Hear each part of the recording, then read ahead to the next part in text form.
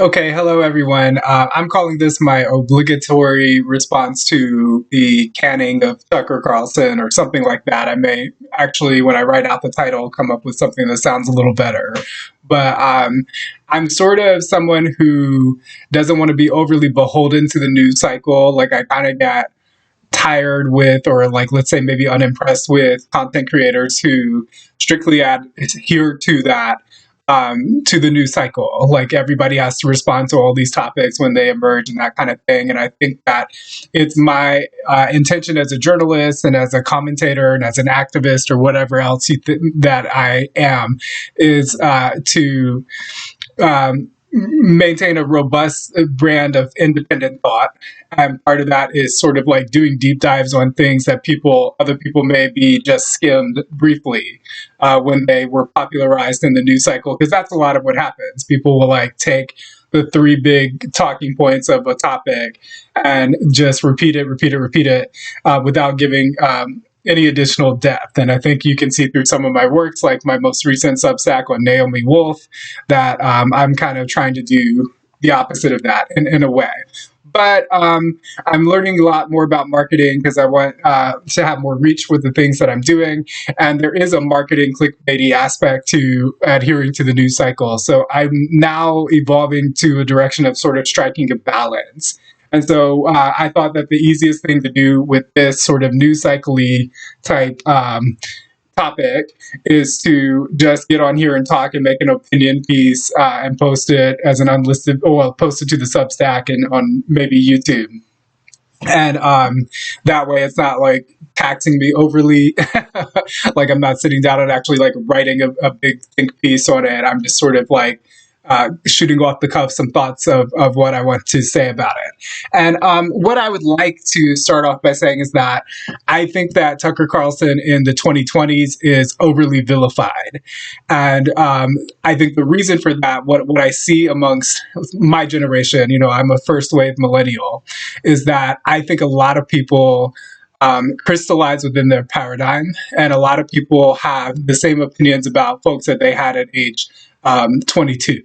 And so you look at someone like Tucker Carlson and someone like Rachel Maddow. Over time, I think Rachel Maddow has gotten more and more unforgivably corrupt.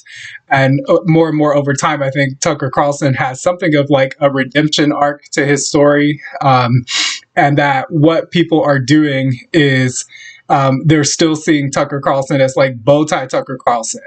And then when you have like this well-funded mainstream media apparatus that uses both broadcast and social media elements, it's easy to caricature people. And then when it also happens to be the case that Tucker Carlson was pretty unforgivably an unrepentant shill for an extended period of time, bow-tie era Tucker Carlson.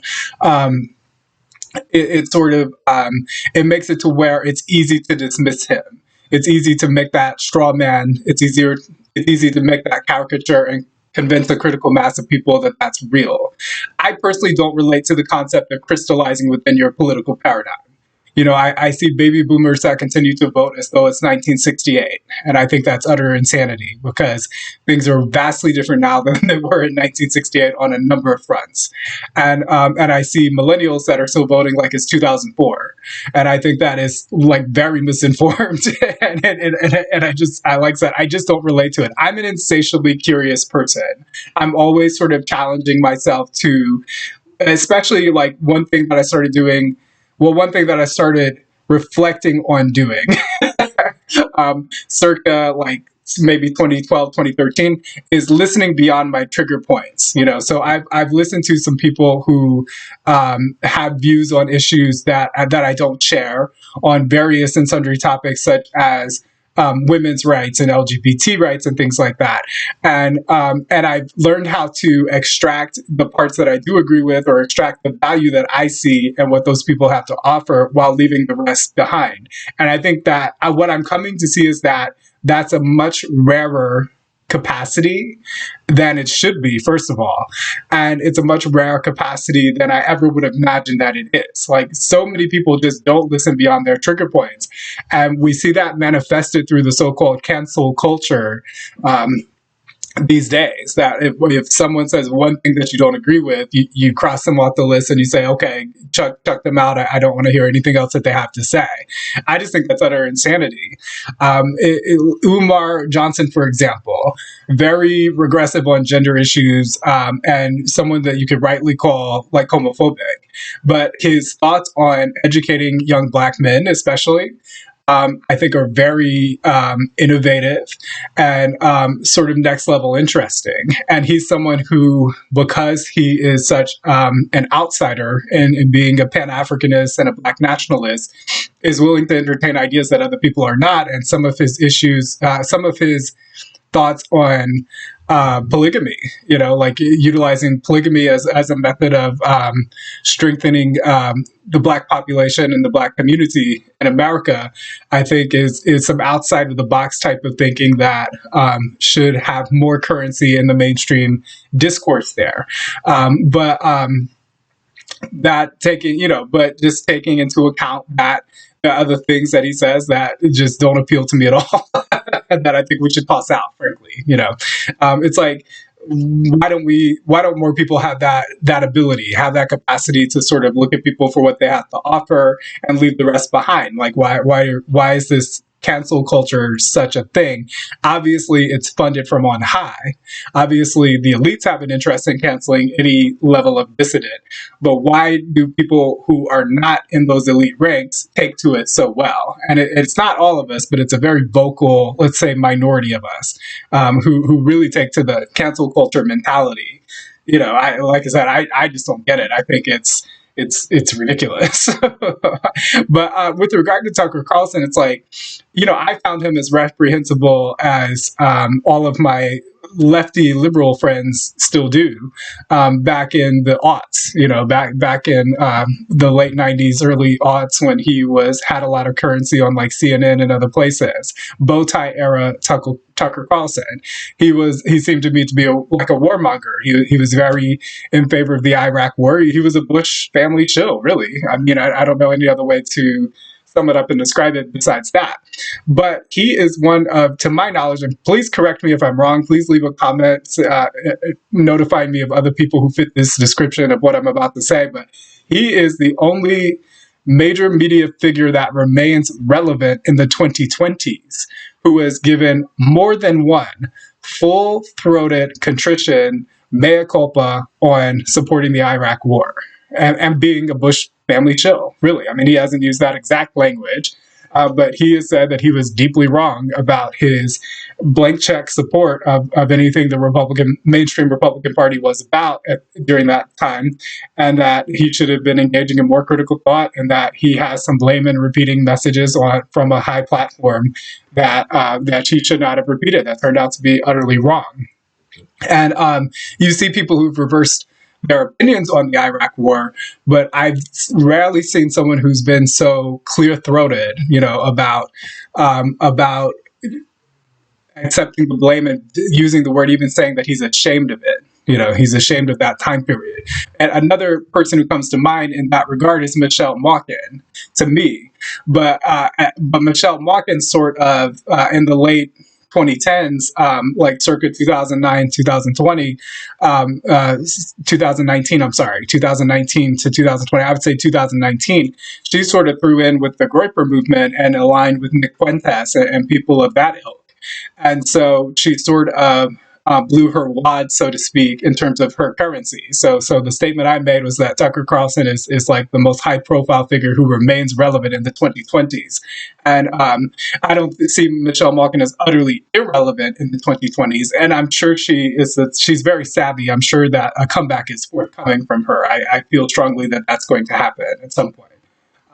But for the time being, Tucker Carlson's relevance is way astronomically higher than Michelle Malkin's, even now that he's been canceled and fired by Fox News. And so, I just think that if you're still sort of mentally, I just would encourage anyone to go back and look at people with an open mind and like a more sort of using your critical thought capacities rather than just accepting the opinion that elitist control media wants you to have about this figure or that figure. And just to be very clear, before people try to dismiss me as a Tucker fanboy or Tucker supporter, he's a mixed bag. I mean, I think there are some things that what I like about him is that he has consistently platformed anti-war people of all political parties and stripes, such as, coming to mind immediately, people like Glenn Greenwald,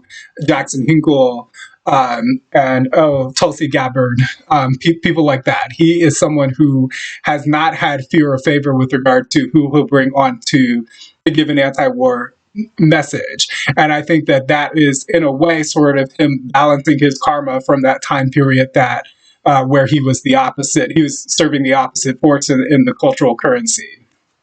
And so I appreciate that. I appreciate someone who not only makes a full-throated mea culpa about what they did wrong, but then corrects it. Then corrects it and chooses to go the other way, and chooses to platform people who are really trying to make a difference to keep us from this administration's nosedive into World War III that they're really pushing for.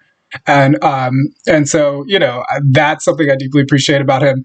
As someone who has been a strong advocate that people be aware of the risks associated with certain medical interventions that have become popular over the past 3 years. I would say that I will say that he was the first person of that level of a platform. And keep in mind, he was the most watched person on cable news. He was the most watched person on cable news, and now he's deplatformed from that. Him being that person that made a successive approximation towards the truth about those products on a network that is highly funded by the corporations that produce those products and profit off of those products astronomically. So I have to be careful with how I say this, because one of my most recent uploads to my YouTube video that's affiliated with my Substack was deleted. So I've been canceled as well very recently. And I wasn't even focusing on those products. That was the video I did where I talked about certain particulates that have been discovered in meat and dairy products recently and have been demonstrated through microscopy studies that they're there. And so I wasn't even focused on those products for that video, but I just, as an aside, mentioned them. And YouTube, when they emailed me, they were very explicit that because I did not give a CDC FDA approved line in my discussion of those products, which again was not the focus of that video, that my stuff got canceled. So again, that's sort of, and I wasn't, I just put the same video on Rumble and just didn't care, and I just kept it moving, and I still don't care. I don't care that they had to do their job. And to be honest, I think someone up there at YouTube emailed my article around anyway, because I got a whole lot of currency for that article. So thank you to the YouTube censors for depriving the YouTube users of the information, but using it for yourselves and the people you care about is what I imagine happened there. So I too have been a victim of cancel culture to a small degree, but this throwing out the baby with the bathwater is just something that we've got to stop. Who's going to be left to talk? Anyone that's remotely dissident is on either side. Like they started with the dissident right, but it didn't take them long to migrate over to the dissident left. And more, you see people that are closer to the mainstream, but just they step out of line on one issue or another issue of the sacred cows of today, and then they get chucked out or opposed or lawsuited. Matt Taibbi is facing potential legal action from the IRS and got a threatening letter from Stephanie Plackett. Was it Plackett? I don't know.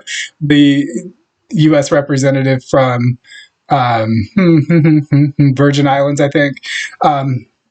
He has been explicitly threatened for his congressional testimony. And we just see that this is authoritarianism verging on totalitarianism, and we're dangerously close to that, closer to that than we've ever been in my lifetime here in the United States. And these trends are happening in other nations across the world as well. And so at some point we've got to blow the whistle on that and say, okay, enough is enough. Now, in terms of the substance of the matter of Fox News firing Tucker Carlson. And I think in very short order, we'll find that this is actually a good thing. Now, there's rumors that he may go over to Newsmax or something like that. Yeah, I don't think Newsmax is what you want to empower. I don't think OAN is what you want to empower. The only sort of news style, conservative leaning platform that I think is um, worthy of someone who is actually telling the truth, which you may or may not see Tucker Carlson as that person. I think he's a mixed bag. I also, as a side note, am not particularly impressed by this dog and pony show where he's pro-Trump on camera but anti-Trump when the camera stops rolling. I mean, to me, that's a certain level of deception of his audience that's happening there. It's not about what he's saying; it's about what he's not saying. And I'm not valorizing him to that level. I just think that there are certain things that he's very clearly evolved on, and certain things that I have come to appreciate about him in this present era. When you see a massive political realignment, and you see people having to make sort of like a different level of moral calculus when it comes to messaging the First Amendment, what matters, what doesn't matter, that kind of thing. I think he has been trending in better directions than the vast majority of his peers in that realm. But you talk about Newsmax, you talk about OAN. There are some corruption issues there, in my opinion. Just based on their observations, I think they're credibly accused of having taken some money from certain corporate interests that are promoting certain toxic products as well. But the only one I see that isn't doing that on the conservative side is NTD, which is the news broadcast affiliate of the Epoch Times. And I think the Epoch Times has been very good on a lot of fronts. I mean, they're very open about their anti-communist slant, but when you take into account that their facilities have actually been attacked to the level of being burned down, and they've actually had these are their Chinese facilities, by the way, and they've even had some of their Chinese journalists killed. You can't really deny that they're doing the work. Like they're doing real journalism that challenges authority and authoritarianism. And when you look here at what they do in the United States, I mean, they're first in line on all of these issues that need to be talked about that big tech and broadcast media industrial complex are trying to suppress. So they get there early. I mean, way heads and shoulders above Tucker Carlson. So I would say, of all the news, nightly news style productions, I'm not impressed by Newsmax. I'm not impressed by OAN. I'm highly impressed by NTD. And I wish we had a left-leaning analog to NTD in terms of their ethics. But I'm not seeing it. I used to like Abby Martin's Empire Files, which was more of a 2020 style, 60-minute style news magazine presentation. But in terms of people doing that nightly news coverage, my opinion is that please educate me if I haven't found the thing that I've described. I would love to find that. But what I'm seeing is that the leftist media apparatus is so saturated with propaganda outlets that I guess they just don't think there's any demand for something that's more truthful that is in that format. But I think that's something that should exist. I think you should have a nightly news format that's left leaning and ethical. And very highly competent, like what you have at NTD. So if Tucker Carlson wishes to be a full-throated truth teller, maybe he does, maybe he doesn't. I think he's definitely motivated by high salaries, if I can say that. I think NTD would be a better option for him than Newsmax. But I mean, Newsmax would be more on brand for what he does in terms of punditry. So maybe that's where he should land. But a couple of years ago, it became obvious. Tucker invested in some free speech media platforms, and my assumption at that time was he was making his backup plan for when he was leaving. I think he's invested with something involving Glenn Beck. Don't quote me on that. I could be wrong about that, but it seemed to me like he was sort of making his backup plan or even a Fox News exit strategy at that time. Maybe he was, maybe he wasn't. But you know, so in some cancel culture bad, Tucker Carlson, not quite the villain that he was 20 years ago. And if you still see him that way, I would encourage you to open your mind and like look at the actual record. And a side note there is Tucker Carlson today is much more in depth and much more impressive on the whole than Tucker Carlson tonight. You know, Tucker Carlson tonight is definitely sort of hitting you with the talking points, whereas on Tucker Carlson today, it's more long form interview, in depth type content. I'm about to cite a recent thing he did with Ed Dowd in one of my Substack articles that I'm currently working on. And so I think that's where I would look, you know. It sort of it feels like this is a continuation of like what we might call a controlled demolition of the broadcast media industrial complex. I don't really know what to make of this from a business decision on the part of Fox News. I think that it's very, I think it's going to impact their numbers in a very negative direction. It's already started to do that. But I think that he was a large percentage of their viewership, of their regular primetime viewership. So I think that they're going to go even further down the tubes a bit, and who knows if they'll have to stage some kind of a pivot, you know. So, you know, bad for Fox News on the whole, probably. Good for whatever network Tucker jumps to, whether it's something that he partially owns or is heavily invested in, or something like Newsmax, where he could maybe get a decently impressive salary, similar to what Eric Bolling did after his sexual harassment scandal. Also from Fox, he jumped from Fox News to Newsmax, I think. Yeah, I'm pretty sure it's Newsmax. You know, so we'll see where it all lands. But, you know, Tucker's going to be just fine. First of all, he had a ginormous salary contract, you know, so I'm sure he's stacked away for a rainy day. And secondly, you know, he's clearly been working on his backup plan, because I think he saw this coming when there were so many calls for his cancellation that have happened throughout the whole neo-fascist era. You know, like he got his Tucker Carlson tonight at the very beginning of the Trump presidency.